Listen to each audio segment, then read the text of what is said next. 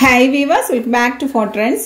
இன்னைக்கு ரொம்ப சிம்பிளா ஈஸியா டீக்கு சாப்பிடுற மாதிரி ஒரு உள்ளி பக்கோடா எப்படி பண்றதுன்னு பார்க்கலாம். இதுல ரெண்டு டிப்ஸ் ஃபாலோ பண்ணா கிறிஸ்பியா டேஸ்டா இருக்கும். வாங்க இந்த ரெசிபி எப்படி பண்றதுன்னு பார்த்துடலாம்.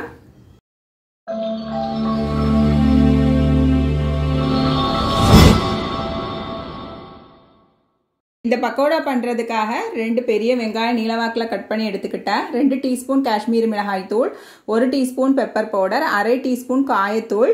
ஃபர்ஸ்டே மிக்ஸ் பண்ணாம ஒரு பிளேட்ல ட்ரான்ஸ்ஃபர் பண்ணிட்டு ஒரு 1/4 கப் கடலை மாவு சேர்த்துக்கிட்டேன். கடலை மாவு சேர்த்து 1 டேபிள் ஸ்பூன் இடியாப்ப மாவு சேர்த்துக்கிட்டேன். அரிசி மாவு இருந்தா பச்சரிசி மாவு இருந்தாலும் சேர்த்துக்கோங்க. 1 கைப்பிடி கருவேப்பிலை இலைகளை சேர்த்துட்டு உப்பு கரைசல் கல்லுப்பை 1/4 கப் தண்ணீர்ல நல்லா கலக்கிட்டு அதையும் மிக்ஸ் பண்ணிக்கிட்டேன். 2 பச்சை மிளகாய், 4 இருந்து 5 பற்கள் பூண்டு இந்த மாதிரி சதைச்சு எடுத்துக்கிட்டேன்.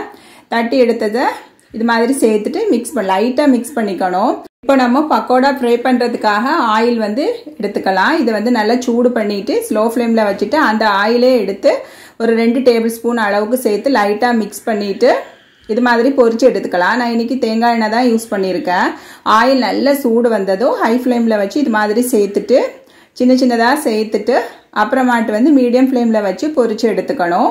நல்லா செவந்தாலும் டேஸ்ட் மாறிடும். ஸோ நான் கோல்டன் ப்ரௌன் நிறத்தில் எடுத்துக்கிட்டேன். இது ஒரு 5 இருந்து 7 நிமிஷத்துல நல்ல கிறிஸ்பியான டேஸ்டான பக்கோடா வாட்டர் ரெடி ஆகிடும். கண்டிப்பாக ட்ரை பண்ணி பாருங்க. டீ கூட நல்லா இருக்கும். அப்புறம் சாதத்து கூடயும் இது ரொம்ப நல்லாவே இருக்கும். பக்கோடா ஃப்ரை பண்ணி வச்சுக்கிட்டா ஒரு வாரம் வரைக்கும் அப்படியே கிறிஸ்பியா இருக்கும். வெள்ளை சாதமும் ஒரு தேங்காயமும் இந்த பக்கோடாவும் செமையா இருக்கும். கண்டிப்பா ட்ரை பண்ணி பாருங்க.